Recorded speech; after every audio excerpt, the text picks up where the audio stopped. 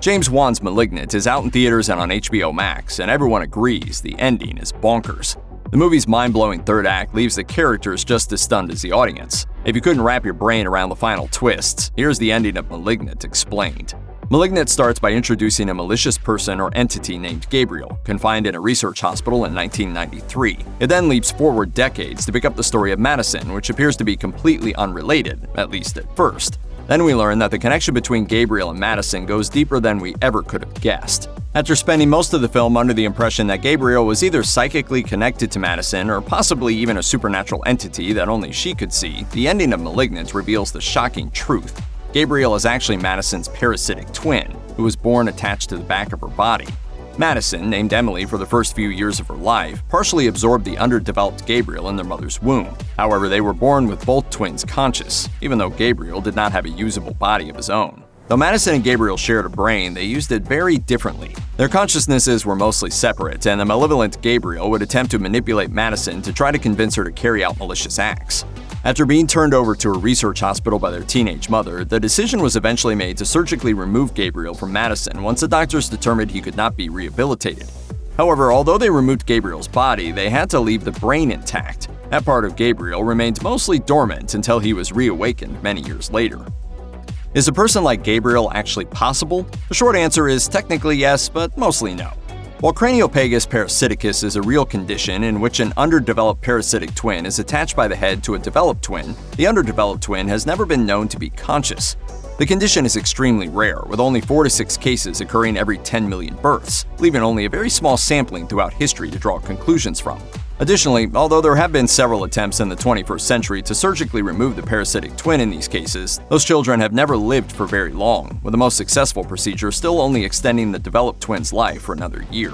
So the odds of Madison being able to survive with Gabriel until the age of 7 and then continue to survive with no complications into adulthood are minuscule at best. The chances of Gabriel being able to take over Madison's body, go on a killing spree, and beat an entire police station in hand-to-hand combat are, even smaller. Gabriel has the ability to manipulate and control electricity and to use electronic speakers to project his voice, even when he physically couldn't speak. He also possesses superhuman strength. How he got those powers is never explained, although it's possible that it's based on the myth that humans could develop superpowers if we were able to access 100% of our brain function, rather than the purported 10% that most humans actually use. With Gabriel accessing one part of the brain and Madison accessing the rest, maybe that heightened brain function is supposed to be what gives him his extraordinary abilities. However, although it presents a cool premise for movies, the 100% brain myth has been thoroughly debunked. The truth is, we already do use pretty much all of our brains, leaving pretty much zero untapped potential for superpowers. But considering the rest of Malignant, we doubt that the film is particularly concerned with real science, making Gabriel's enhanced use of Madison's brain the most likely explanation for what he can do. Although Dr. Weaver hoped that the surgery to remove Gabriel's body from Madison's when she was a child would banish his evil consciousness forever, that didn't turn out to be the case. Madison continued to hear Gabriel's voice even after being adopted by her new family. When her adopted mother became pregnant, Gabriel felt threatened by the new baby, worrying that if Madison had a new sibling, she would no longer need him. So he manipulated Madison, trying to convince her to kill her baby sister. However, Madison was able to resist him in order to keep the baby safe. As Madison's bond with her sister Sydney grew stronger, she was able to finally suppress Gabriel, banishing him to the back corners of her mind and snuffing out her memories of him. This enabled Madison to have a mostly normal life, strengthened by her strong ties to her family to subconsciously keep Gabriel mostly at bay. At the beginning of Malignant, a pregnant Madison is experiencing abdominal pain and worries that something may be wrong with the baby. Through a conversation with her husband Derek, we learn that this isn't Madison's first pregnancy, but all of her prior pregnancies have ended in miscarriage. The two fight, and Derek throws Madison against the wall, hitting the back of her head. We later learn that the cause of Madison's miscarriages was actually Gabriel, feeding off her babies to gain strength. When Madison's head hits the wall, the impact is enough to finally jostle Gabriel back to full consciousness. Once he's awake, he immediately begins executing his plan to exact revenge on everyone he believes has wronged him and Madison, beginning with Derek. After killing Derek, he then moves on to the doctors who removed his body from Madison's at the research facility, intending for his plan to culminate in the deaths of his birth mother and Madison's adopted family. For most of Malignant, it appears as though Madison is nowhere near Gabriel's murders as he commits them. She believes she is receiving psychic visions of Gabriel's attacks, which allow her to watch what is happening but not intervene. Did you know her? No, but I saw her die. But in the final act of the film, the horrifying truth is revealed. Gabriel is actually using Madison's body to carry out his attacks.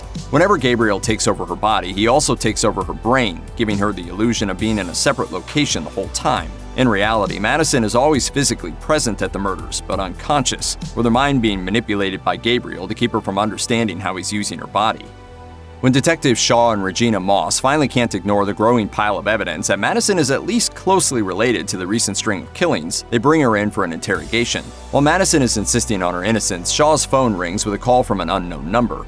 Shaw puts the call on speaker, and it's Gabriel's voice, speaking to the detectives while Madison sits wordlessly across from them. That's him. He wants to talk to you. It seems to prove that Gabriel and Madison can't be the same person, but he's actually cleverly using his extraordinary abilities to throw them off the track.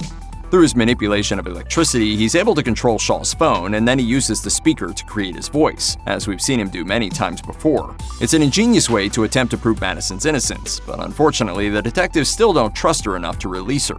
Instead, they put her in a holding cell with a number of other women, which proves to be a grave mistake. At the end of Malignant, it appears that Gabriel has finally won, overpowering Madison once and for all to kill both Madison's sister and mother in the hospital. But it quickly becomes clear that Madison has turned Gabriel's own tricks against him. Just as he had tricked her into thinking she was safe at home when her body was in a totally different part of town committing gruesome murders, Madison tricked him into believing he was killing Sydney and his mother. In reality, she had finally gained the mental strength to take back control of her body. She then confronted Gabriel inside her mind, locking him in a mental cage so he couldn't control her anymore. Unfortunately, the problem that existed at the beginning of Malignant still remains. Since Gabriel and Madison share a brain, there is no way to completely remove Gabriel without killing Madison. Therefore, although Madison can't trap him, she can't get rid of him entirely. He's always there, occupying some part of her brain. She even acknowledges this in the end when Gabriel taunts her that she won't be able to keep him locked up forever. However, this time, Madison is an adult, not a child, and has no intention of burying what she knows deep in her subconscious again. This time, she tells Gabriel she will be ready for him when he inevitably eventually breaks out. Of course, it's also highly likely that she'll be doing that from the inside of a prison cell, since even though we all know that mentally she was innocent of Gabriel's murders, the police aren't likely to let her physical body off the hook. Check out one of our newest videos right here. Plus, even more Looper videos about your favorite horror movies are coming soon. Subscribe to our YouTube channel and hit the bell so you don't miss a single one.